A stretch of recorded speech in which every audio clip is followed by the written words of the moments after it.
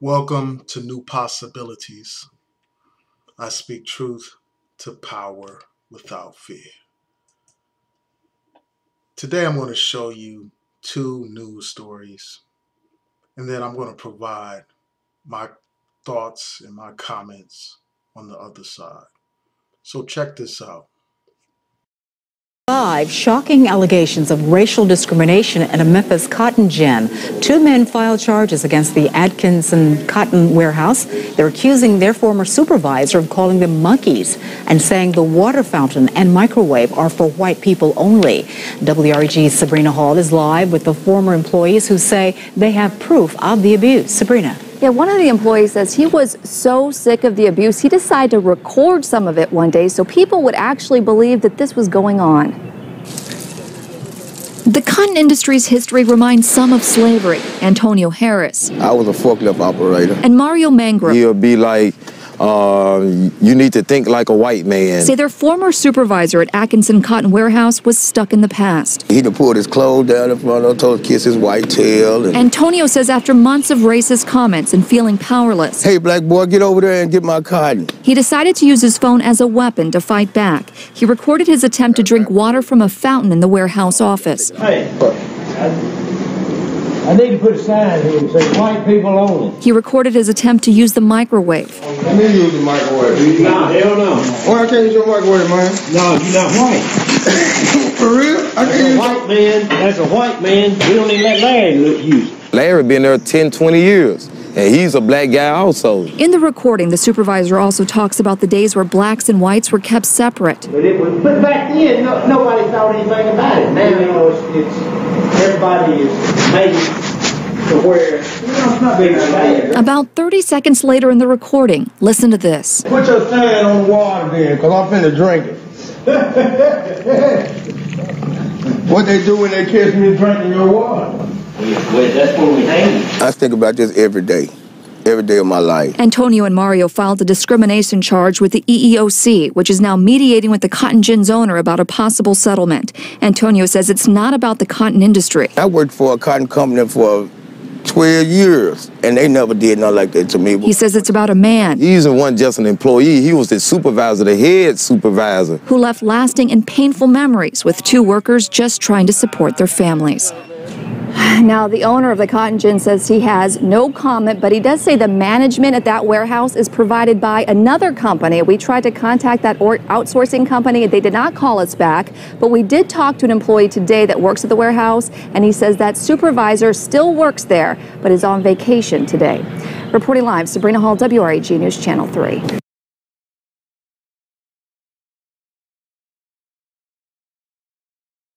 On tape calling me racist comments, called me a nigger in front of her kids. You scared my children. Well, it's cameras out here, and we'll see, because we'll definitely be filing charges. Please call the cops. Please Thank you. do. Please. Got everything on tape. Your voice too, calling me a nigger, if that's how you feel. You might as well go take care of your kids. Don't worry about me. I know where my kids are. Okay, good. Don't touch.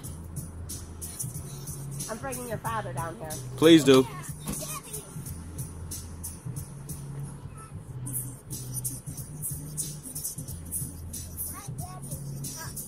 Sure is. It's okay, buddy. You don't like black people either. Oh, that's good. Good. Good. No. I got this.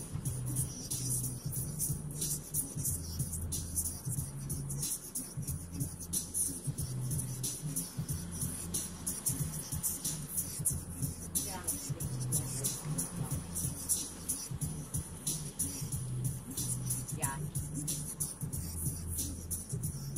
Okay.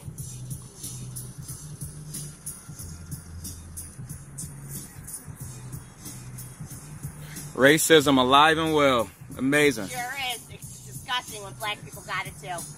Really? Really. You called me a nigger and I just supposed to sit back, huh? Sure did. You scared the shit out of my kids. You called me a nigger, I just supposed to sit back. Did. You scared the shit out of my kids. By starting my car. Oh, fucking wow. By starting my car. Oh, fucking wow. Amazing. Oh, fucking wow.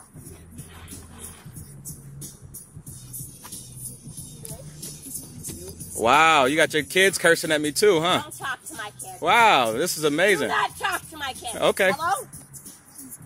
Talk to this fucking nigga You're not- right now. I am telling you, he's video recorded me. He scared the shit out of Anthony. He started in the car. He wanted to run his mouth talking about BB and the trashy mother. Fucking say Really? something to him I said now. that. He's got me on videotape, and I'm still flipping the fuck out. You called me a nigger. Go I ahead. called you a nigger. You're a nigger. Nasty fucking nigger. Okay. You might want to get Because he's a fucking loser. That's why he thinks he's gonna get something out of it. Oh no, I don't sue people. Oh, he knows the cops. How many cops have I stripped for? You ain't getting fired, bitch. Okay. Tell him, dude. You will fucking kill him. Don't Okay. even fucking... I'm telling you right now, That's very, John, very good. I will fucking yank his ass out of the car. Please do. I don't know. What? Because he wants to put it on YouTube, try and act hard because I called him a racist? Because he's a racist, ignorant nigger? And tell him what? He's a racist fucking nigger? Alright, you're done. My lawyer's involved.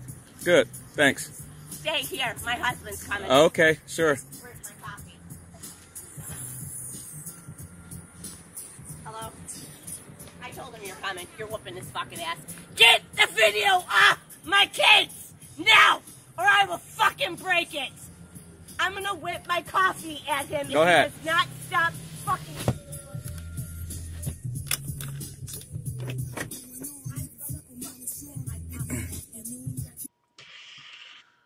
All right, so you saw the story. You know, and this story is really troubling, both of these stories. I mean, we often hear this rhetoric about America being a so-called post-racial society. You know, because we see certain symbols of progress. So we assume that we are evolving as a society. And in many ways, we've made a lot of progress in this country. But in so many other ways, things remain the same. You know, even though we have an African-American president, even though it's the year 2014, you know, for many people, that doesn't matter. Because no matter what we accomplish in life, we are still nothing but niggers and monkeys to some of these people. You know, we are at a point where African Americans are governors, even president. We have African American senators, African American congressmen. And these are all the symbols of success. We have African American entrepreneurs, business people. We have CEOs of major corporations. But still, this country continues to suffer from racism. Because that's what America is. America at its heart is a racist country. Racism is a part of the fabric of this nation. It is not an anomaly.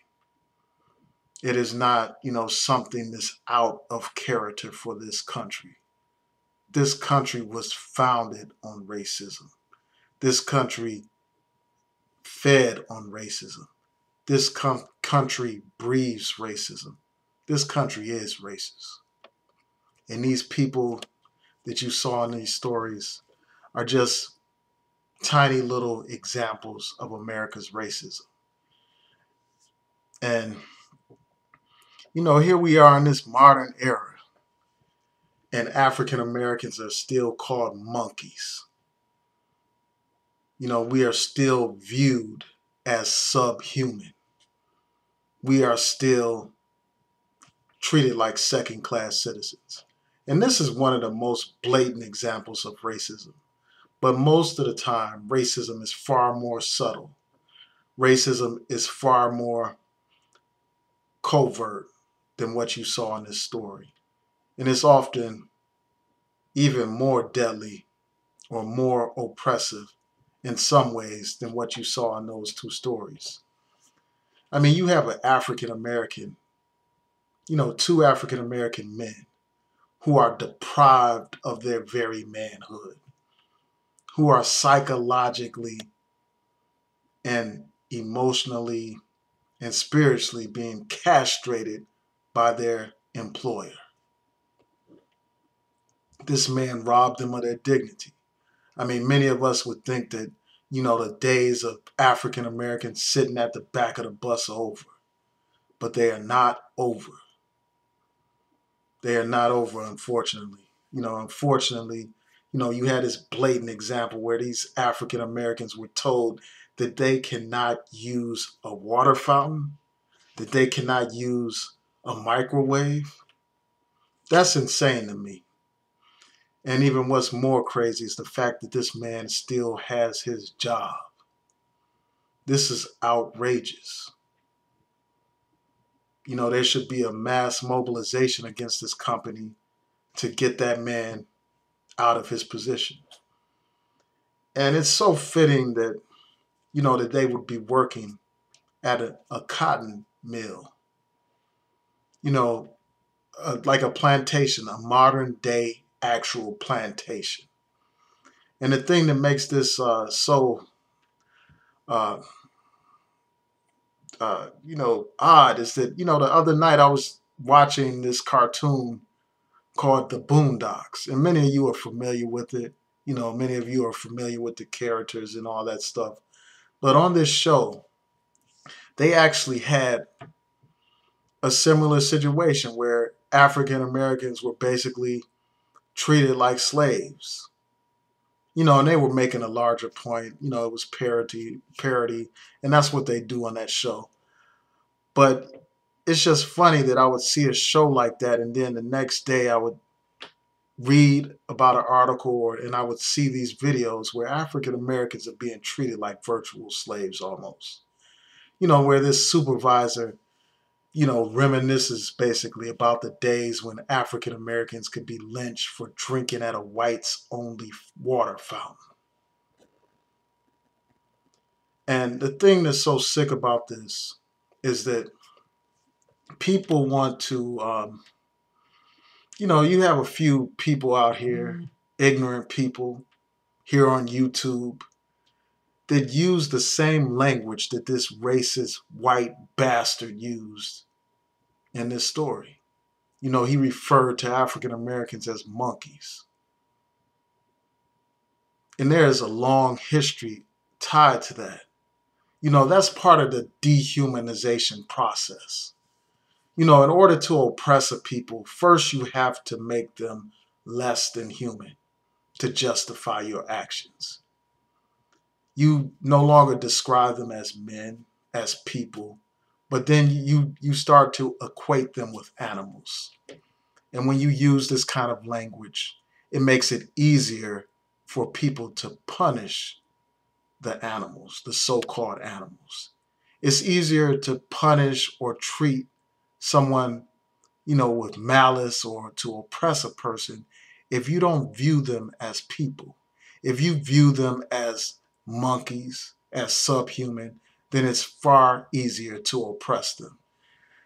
Excuse me, in the description box, I will provide a link to an article. And this article talks about racist terminology and the impact that it has.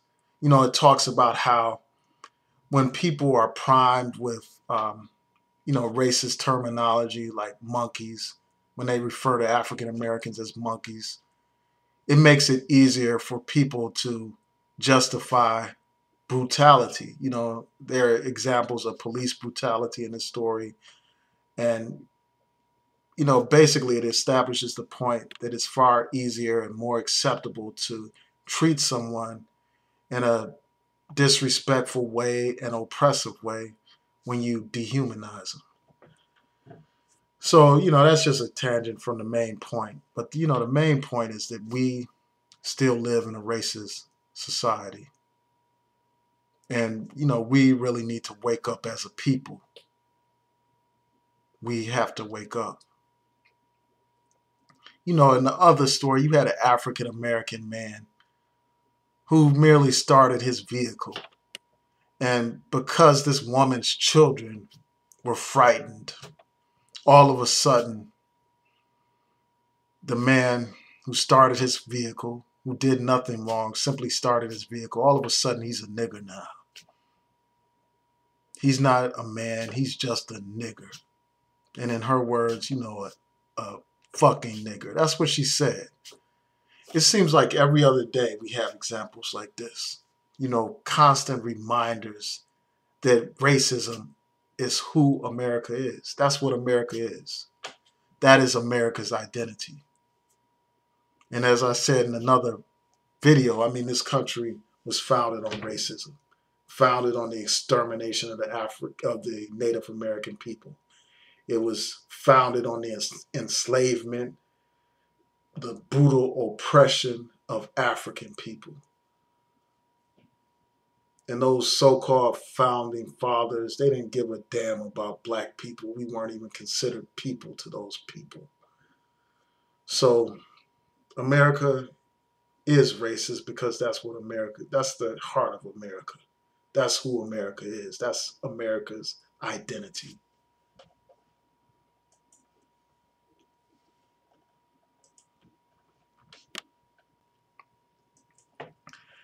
And before I go, I'm just going to provide an example, another example of racism, an example of something that I've witnessed over the years just doing my work. And I'm not going to go into detail about the nature of my work because, you know, I don't want people trying to dig up stuff on me. But in my work experience, I've seen businesses refuse to serve African Americans. When African Americans come to town, this one particular city, this city would basically close for business when African Americans came to town. They would close their restaurants. And not only that, not only would they close their restaurants so they would not have to serve black people, you know, their police force would be overly aggressive against African Americans. You know, they would try to create an environment that was so hostile, so oppressive, that it would discourage African Americans from coming to their predominantly white town. You know, they would impose different traffic restrictions. You know, the one time of the year when the majority of the people visiting the town were African American, the town basically changed how they did business. They basically took down welcome signs, closed their business doors, and refused to serve black people. And then those businesses that did serve black people, they decided to treat African Americans like second-class citizens. Instead of serving their normal food, instead of opening their restaurants, they closed their doors, and instead of serving their customary food, they served barbecue and had the people stand in line like second-class citizens. And you had situations where hotels would impose all kinds of onerous conditions on black guests. They would hike up their prices, require excessive deposits. They would implement all kinds of rules that they never imposed during any other time of the year, just to show their utter disdain for African Americans. And there's another example of this kind of oppression. You know, in this same particular town, this one hotel refused to serve African Americans. You know, they didn't even want to just treat us like second-class citizens. They decided, well, we don't want African Americans in our hotel. And they said, well, we can't close business. You know, it'll be too obvious. So what they did was they filled their hotel with white friends and family so that they would not have to serve African American people.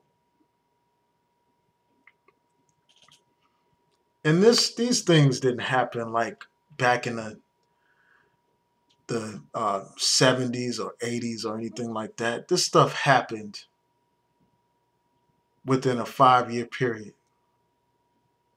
You know, you had examples of stores just shutting down when black people came to town. You had examples of people getting arrested for simple violations, such as walking in the street or honking a horn. You know, simple things. People were arrested. They were given excessive fines. The police were searching, you know, harassing people, bothering people, so that they would discourage people from coming to their town. What you had was basically a situation of collective punishment. A situation where, because of some bad behavior on the part of a few individuals, they decide to punish thousands of people collectively, to treat thousands of people all in a discriminatory fashion. So again, we have reminders, and, seeing that for myself, actually seeing businesses that were open the week before, when a white event was taking place, businesses that had welcome signs all of a sudden take their signs down and close their doors when African Americans come to town. That was a major wake-up call. It was a reminder that the Confederate racist mentality still exists. It was a reminder of who America is.